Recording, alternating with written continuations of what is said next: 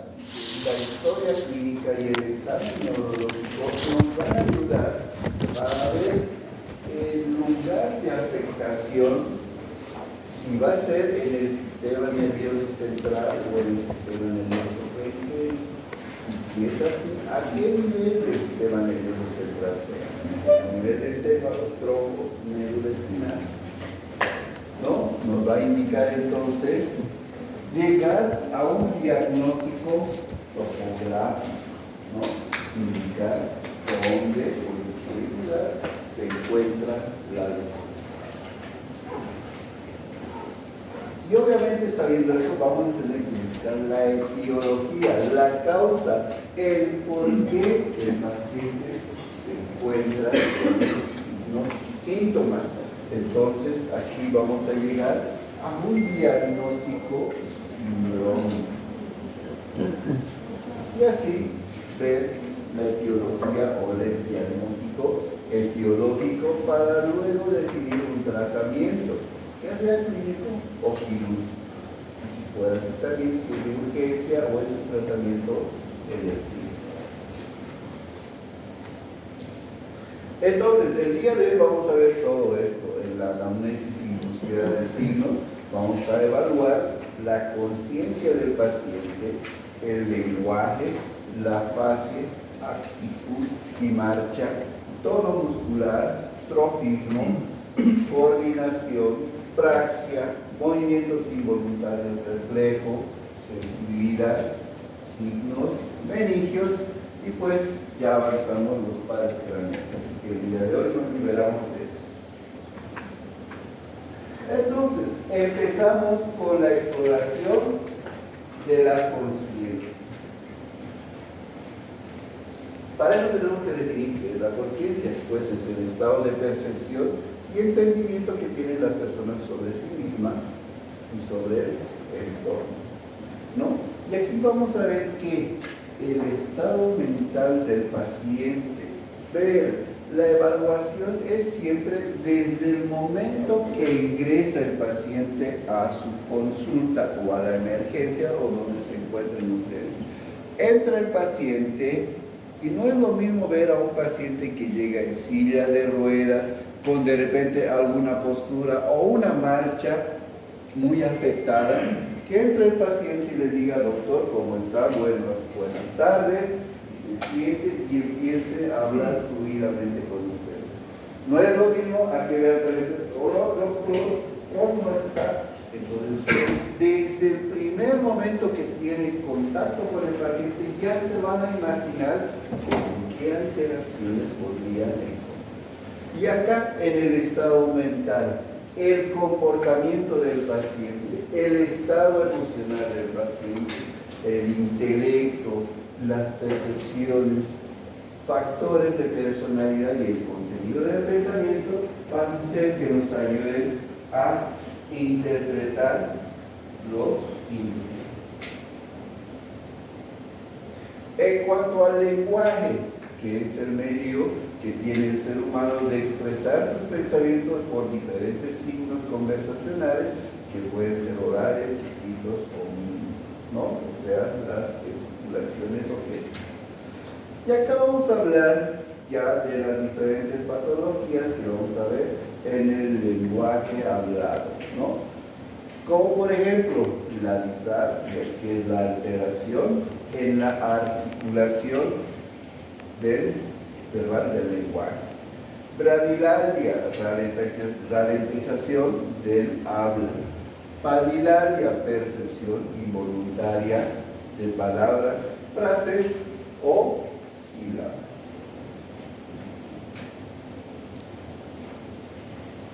Y acá, afasia, que quiere decir la dificultad de comprender o de expresarse. Y acá tenemos dos tipos de afasia: la afasia sensorial o de Wernicke y la afasia motora o de Broca, ¿no? Cada una de estas tiene diferentes características. La sensorial, por ejemplo, es conocida como afasia de comprensión, presenta dificultad para comprender lo que escucha. Pero observa el habla. Es decir, no razona, pero sí puede hablar de manera normal. Afasia sensitiva o de Wernicke. Y la otra afasia motora o de Broca. Entiende lo que escucha, razona, piensa, pero no puede expresar. Afasia de Broca o motora. Y cuando hay la combinación de ambos, el paciente no comprende, no razona ni se expresa, es afasia mixta. Justamente tenemos un paciente internado ahí, un paciente que está internado con una afasia mixta. Ojo, terminando la clase les voy a indicar el siguiente lunes ya empiezan sus prácticas. Así que terminando la clase les voy a indicar cómo van a ingresar ya desde el día lunes a su práctica. Siguiente, facie. La facie son modificaciones morfológicas en la cara causados por una enfermedad. Vamos a ver ahora las facies más frecuentes. La primera, facie asimétrica. Dice, la facie asimétrica donde casi se observa la mitad de la cara comprometida o afectada, donde hay borramiento del surco nasolabial del lado que está comprometido, desviación de la comisura nasal, asimetría del orificio bucal, borramiento de los surcos frontales, lagoftalmos, falta de lagrimeo en el lado que está comprometido. Son diferentes imágenes de facies. La semana pasada ya habíamos visto esto también, que se debe por lesión de un par craneal, ¿verdad? ¿Cuál es ese par craneal? El séptimo, muy bien, séptimo par craneal nos da la facie asimétrica. Y cuando les hablaba de las lesiones del séptimo par, les decía que había una parálisis de origen central y una parálisis de origen periférico. La que causa una parálisis del séptimo par, ¿cuál es? ¿Periférica o central? Central. Que la semana pasada avanzamos esto. ¿Es central o periférica? Que van a ser jóvenes. Una parálisis facial, un mareo o vértigo son patologías muy frecuentes que los van a ver ustedes. No va a faltar el familiar que les diga, doctora, se me ha paralizado la cara. Va a venir el amigo, van a tener pacientes, tanto que vengan por mareo o vértigo y por parálisis facial.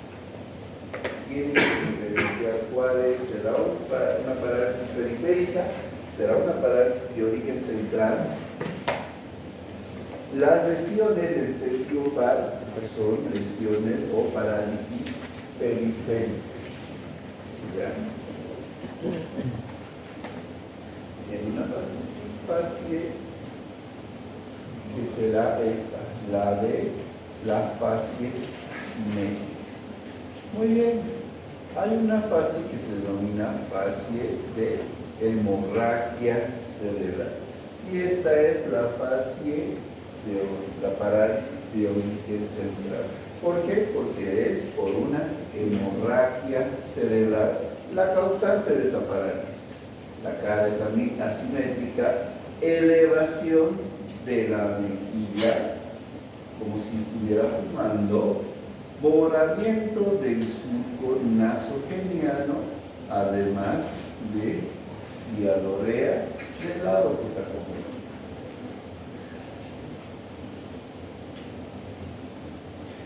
Siguiente facie, la facie parkinsoniana.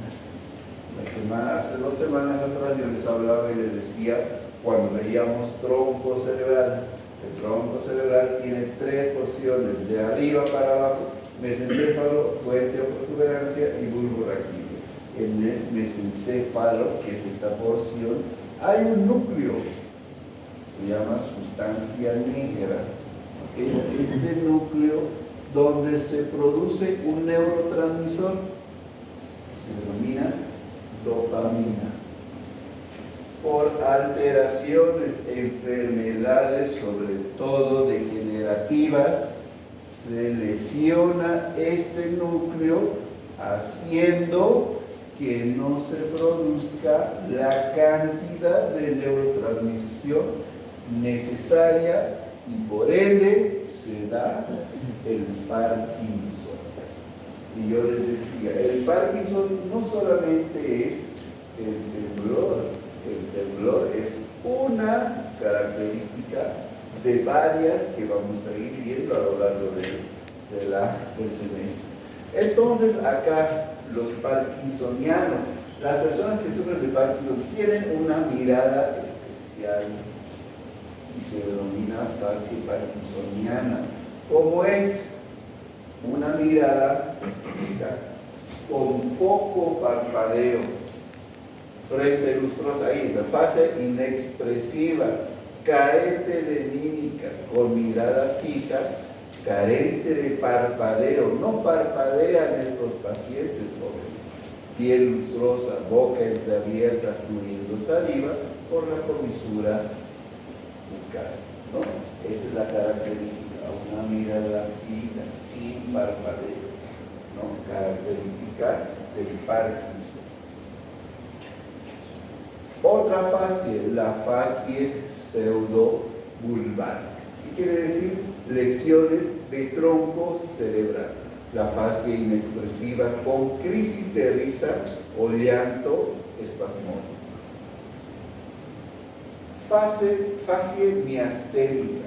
La miastenia gravis es una enfermedad del sistema nervioso periférico que conlleva a ciertas características.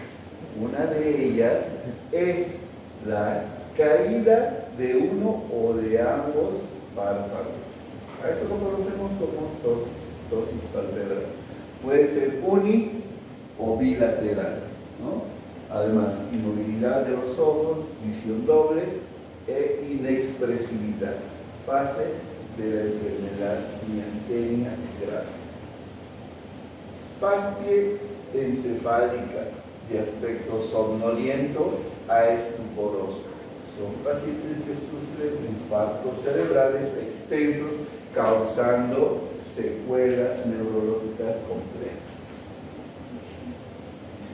Hay una enfermedad genética, no es muy común encontrar esta enfermedad, que se denomina el síndrome de Claude-Bernard Horst. Esta nos indica algo que la semana pasada yo les había indicado, les había hablado de las pupilas, ¿no? Yo les decía la semana pasada,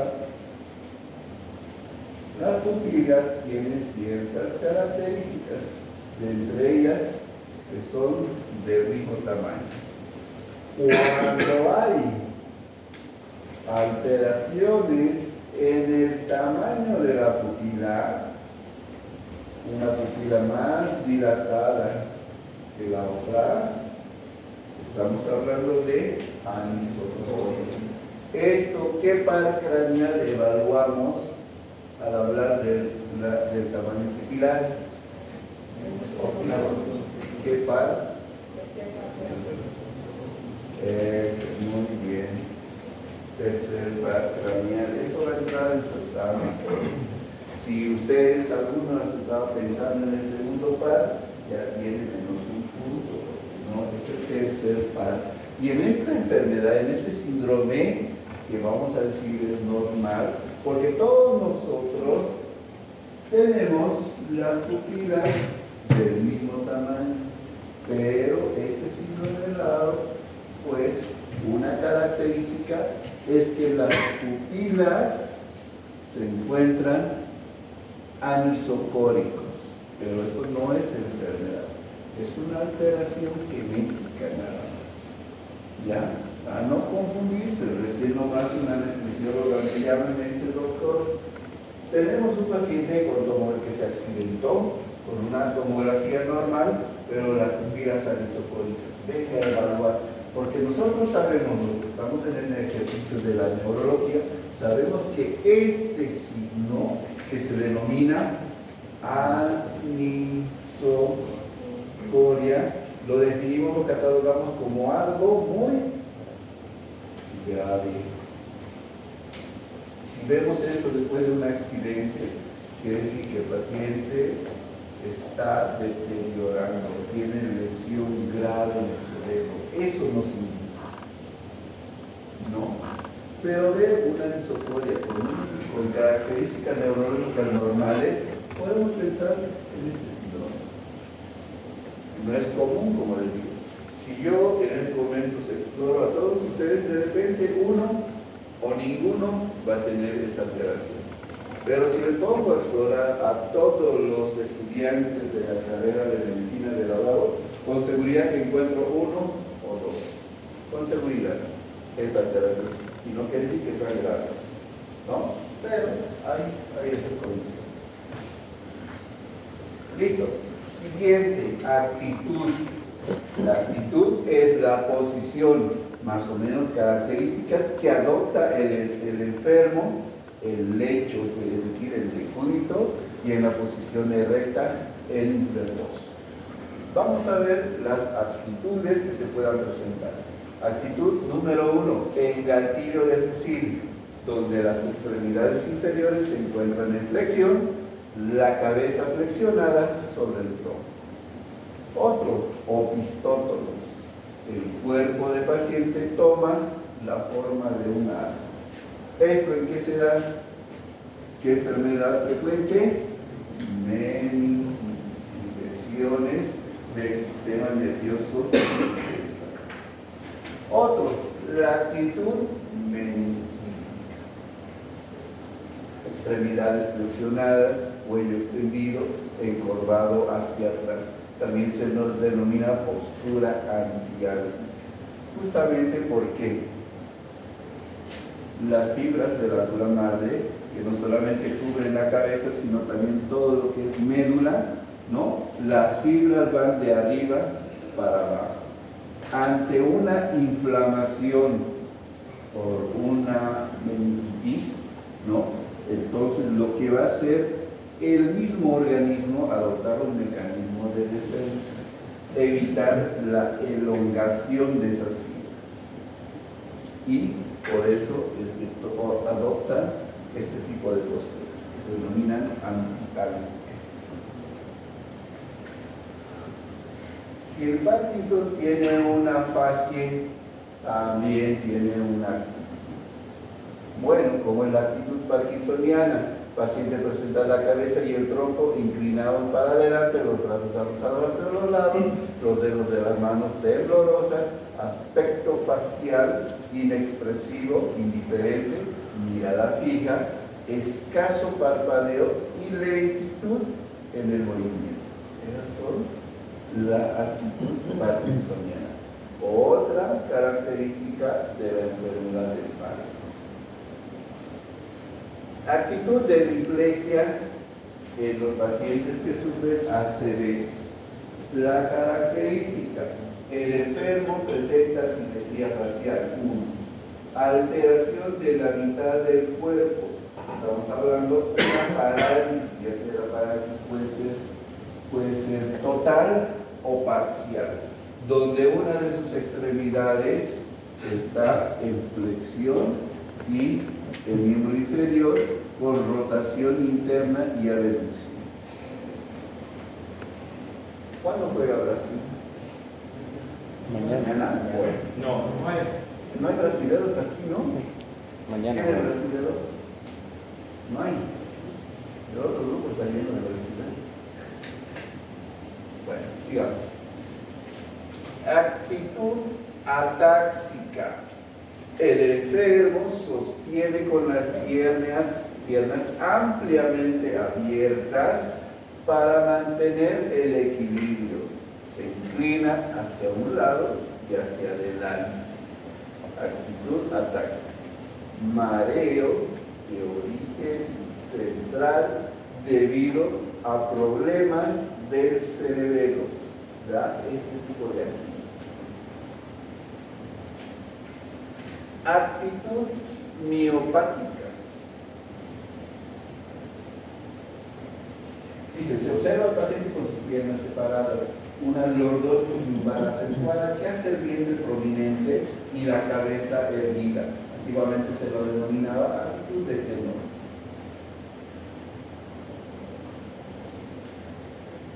Actitud parapléjica espástica, donde hay una contractura, las extremidades en extensión con hiperreflexia o flexión con hiporreflexia. Esto sobre todo en los pacientes que tienen una parálisis cerebral infantil. Marcha. Vemos diferentes tipos de marcha. Empezamos con la marcha espástica hemipléjica. También se denomina marcha helicoidal o marcha del torso.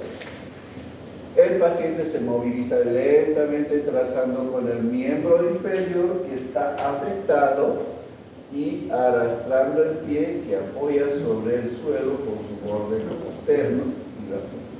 Y quiero decir, cuando hay una CD, cuando hay un trauma, cuando hay un tumor, pues vamos a tener una parálisis. Parálisis de grupos musculares. Esa parálisis puede ser total o puede ser parcial. Si hablamos de total la parálisis, vamos a hablar de plegia. Si hablamos de parcial, vamos a hablar de paresia.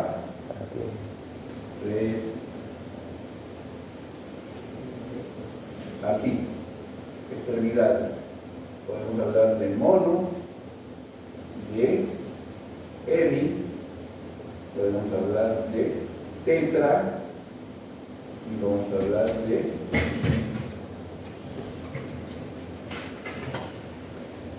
y es simplemente conjugar ahora. Parecia con mono, con hemi, con tetra y con di. Lo mismo plegia con mono, hemi, tetra, di. Despacito, cuando hay una parálisis parcial vamos a hablar de mono, parecia. Cuando una extremidad está comprometida. Cuando la mitad del cuerpo está comprometido, hemi, parecia. Cuando las 4 extremidades están comprometidos, tetra, parecia.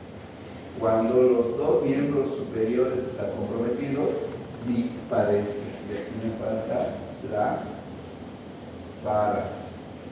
Cuando miembros inferiores están comprometidos, parecia. Y lo mismo pueden conjugar con plegia. Monoplegia, hemiplegia, tetraplegia, diplegia y paraplegia. Quiere decir parálisis total de alguna de las funciones del cuerpo.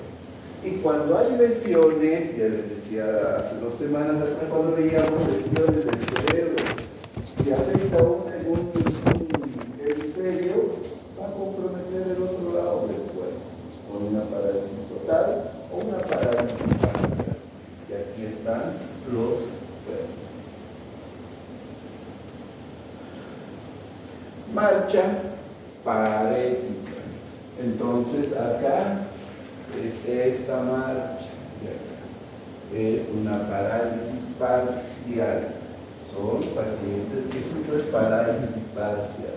Marcha parética, en donde también se conoce como estepacha. El paciente levanta exageradamente la pierna a cada paso, mientras el pie cuelga apoyándose en su punta, la punta roza del suelo al andar. ¿Por qué? Porque está el paciente, ya sea monoparético o hemiparético, la afectación es de una extremidad. En este caso, para la marcha, uno de los miembros inferiores. Al estar a un lado normal, se controlan normal los movimientos. En cambio, en el otro tiene cierta debilidad. Entonces trata de compensar con un lado marcha normal y el otro, al tenerlo pesado por la dificultad, por la parálisis, trata de elevar lo más que puede, pero a la vez cae la punta. Y muchas veces arrastra y hace esto. Marcha, ¿vale? ¿No? Una forma de compensar esa parálisis parcial. Marcha espástica en tijeras. Dice, las piernas rígidas arrastra, hay un arrastre de la planta del pie, giros del cuerpo, y las lesiones son en ambos hemisferios cerebrales. Lesiones de la vía piramidal. Ya que los semanas vamos a ver esas lesiones. Marcha, pequeños pasos o blandecimiento. El paciente tiene pasos lentos con brevedad en los pasos, sumamente cortos y se acompaña frecuentemente de la falta de balanceo de los brazos. Marcha táxica se caracteriza por ser vacilante, con aumento en la base de sustentación, inestabilidad en el cuerpo y falta de medida en los movimientos. Marcha vestibular, el enfermo con ojos cubiertos se desvía hacia uno y otro lado en la marcha para adelante, haciendo a un lado opuesto cuando marcha hacia atrás, describiendo el trayecto de una figura en el cerebro.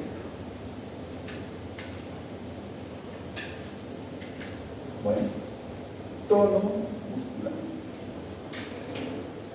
Aquí sí quiero que diferencien dos cosas. Tono, fuerza,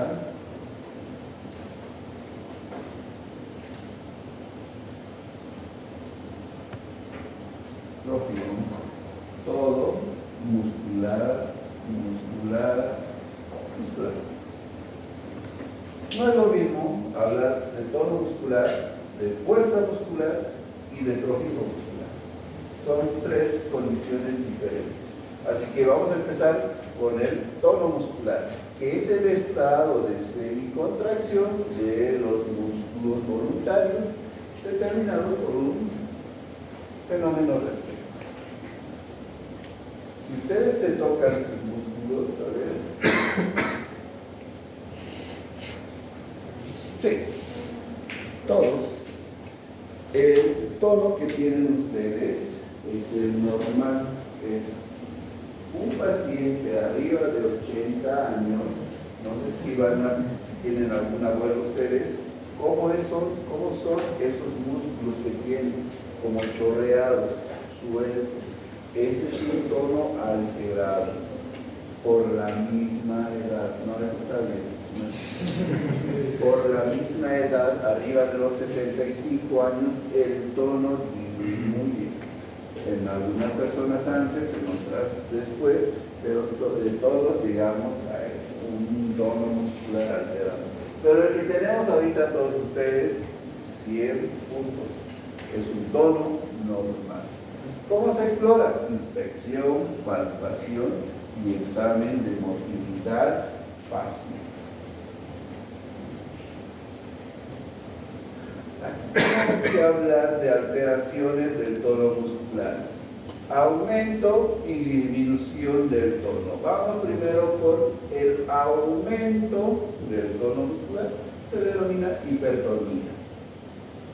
Y aquí vamos a ver dos cosas: contractura muscular y rigidez muscular,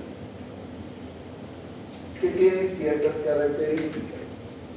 No voy a debatir mucho de esto, nada más que hay una hipertonía, y si hay una hipertonía, hay hipotonía, que quiere decir disminución del tono muscular. Ojo, hasta ahorita no estoy hablando de la cantidad de músculo, del tamaño del músculo, estoy hablando de la tonicidad de un grupo muscular.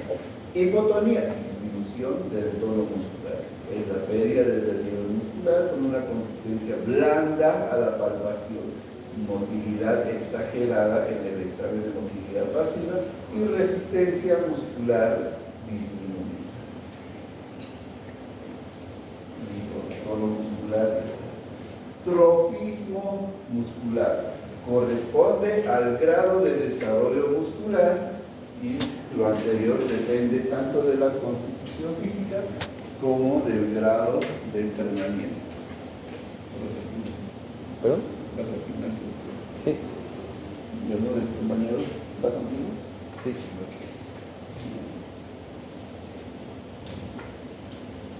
Bueno, exploración, inspección y palpación. Aquí obviamente al hablar de trofismo estoy hablando de la cantidad de músculo que se puede presentar. Y de entre ellos vamos a hablar entonces en alteraciones: atrofia, hipertrofia, pseudohipertrofia. Atrofia quiere decir disminución de la cantidad de masa muscular. E hipertrofia, bueno, hay mucha gente, sobre todo los varones, que van a los gimnasios para aumento de masa muscular. A eso se le denomina hipertrofia muscular. ¿Listo? Todo muscular ya, mismo muscular ya. Y ahora, fuerza muscular. Corresponde a aquella cualidad física que permite, mediante esfuerzo muscular, vencer una resistencia u oponerse a ella. Muy bien, y aquí la fuerza muscular se evalúa del 0 al 5. Si vamos del 5, movimientos completos contra gravedad y contra resistencia máxima. En este momento todos ustedes tienen una fuerza muscular del 5 sobre 5 en esta escala. Vamos bajando de a poco. Si vemos el 1, dice una contracción muscular visible sin movimientos ni desplazamiento articular. ¿Qué quiere decir? El paciente de repente está echado y solamente mueve algunos de sus dedos. Eso es una fuerza muscular de 1. Y si queremos ver el 0, parálisis total, no hay contracción muscular. Entonces acá estamos viendo parálisis total. ¿Cómo denominamos en neurología la parálisis total? Parálisis total se denomina plegia. Y ahí conjugamos monoplegia, hemiplegia, tetraplegia, diplegia y paraplegia, que dice que es una parálisis total donde no hay contractura muscular. Entonces esto parece a cuál será de esta escala del 1 al 5. Cualquiera de estos puede ser y se denomina paresia, parálisis, paresia. ¿De qué estoy hablando entonces de todo esto? De la fuerza muscular. No se olviden, ¿no? De fuerza muscular estamos hablando de parálisis.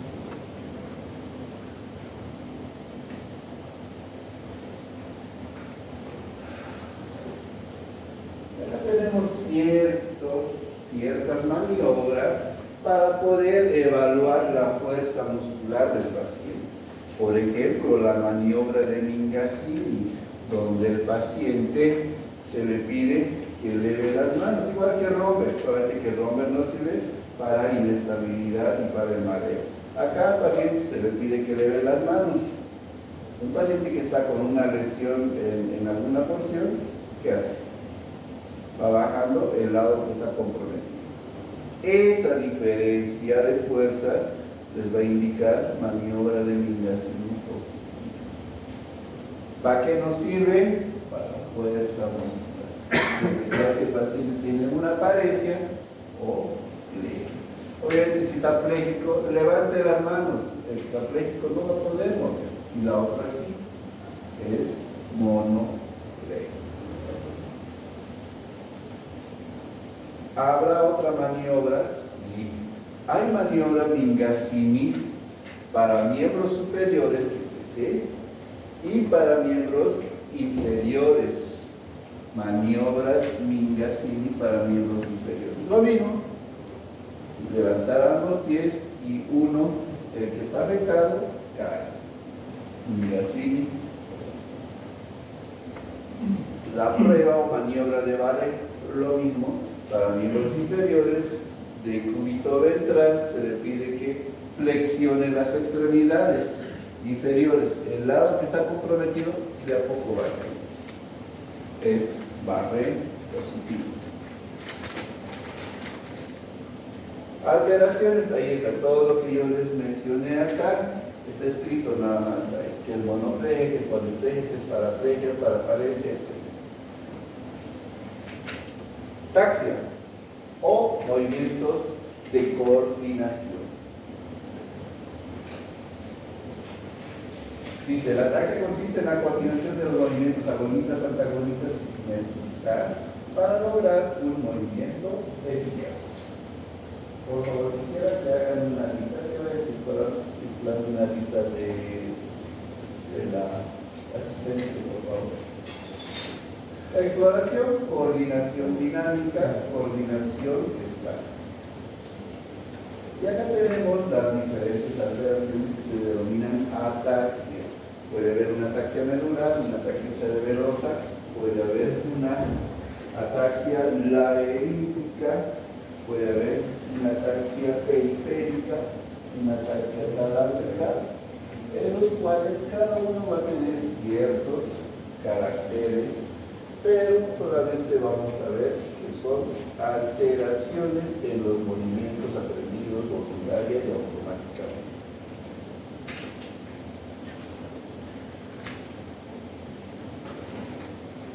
La maniobra de Romberg para evaluar octavo par craneal.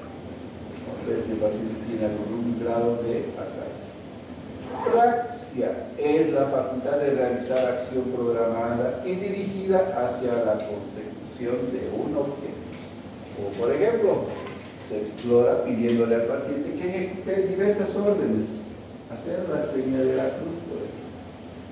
Hacer la venia, encender un cigarrillo, beber un vaso de agua, abrochar un botón, ¿no? Se le invita luego a imitar algunos actos realizados por el examinador para ver si la praxia está conservada. Y aquí tenemos las alteraciones de la praxia, van a ser las apraxias. Apraxia ideatoria, el enfermo no puede ejecutar la consecución de los actos. Apraxia idiomotriz, el enfermo no puede describir un acto. La existencia de una apraxia unilateral del lado izquierdo debe hacer pensar una lesión situada en el cuerpo calloso, que se denomina apraxia callosa.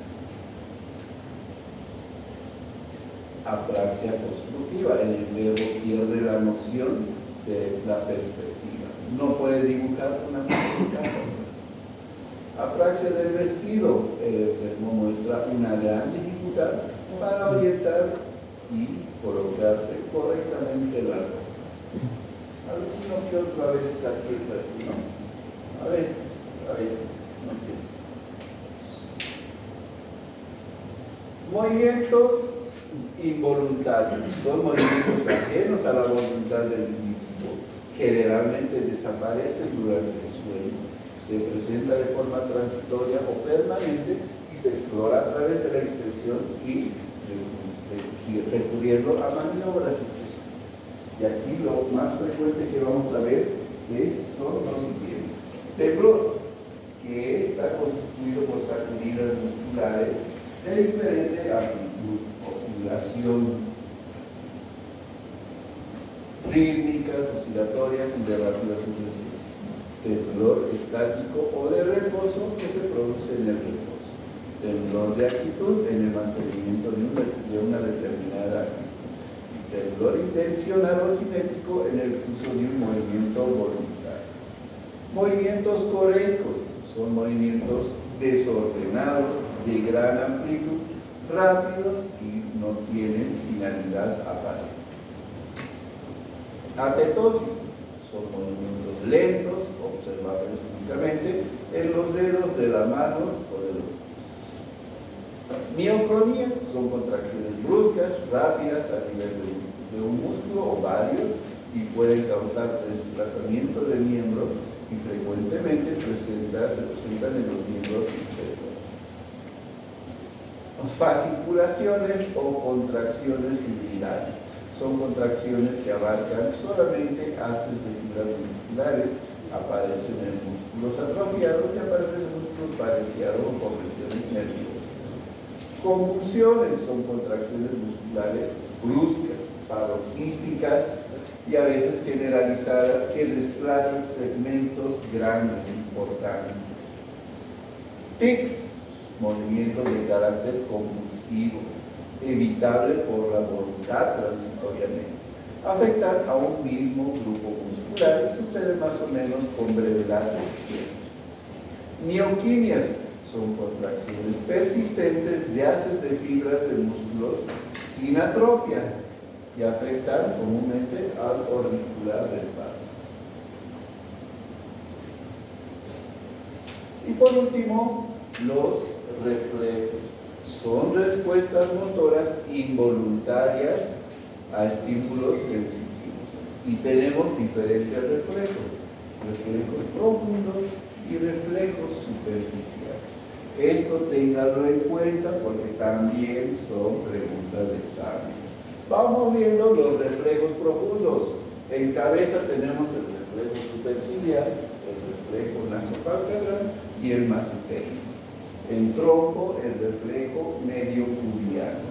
En miembro superior, reflejo bicipital, reflejo tricipital, estilo radial y tuito pronador. En miembro inferior, el reflejo patelar o rotuliano y el reflejo aquilio. Todos ellos que los mencioné son reflejos profundos.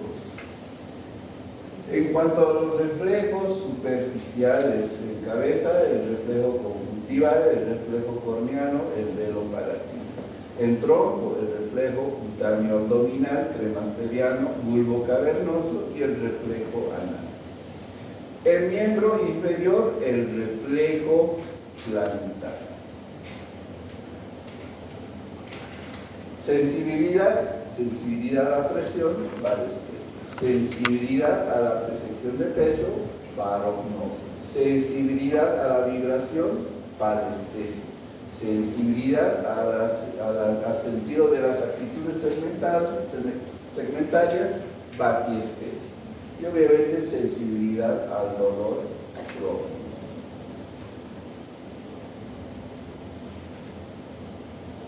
Y terminamos con el examen meningio.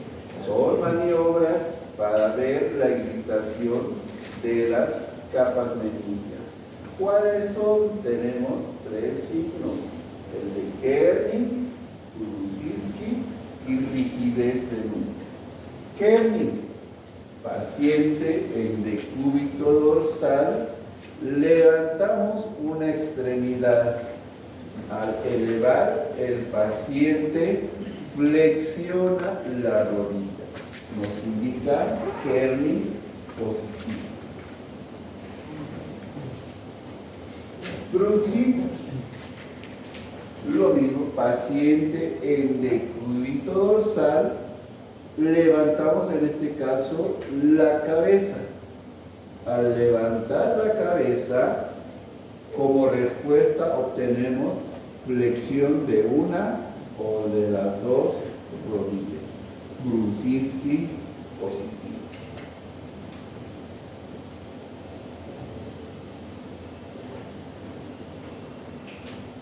Listo, jóvenes, eso es todo por el día de hoy.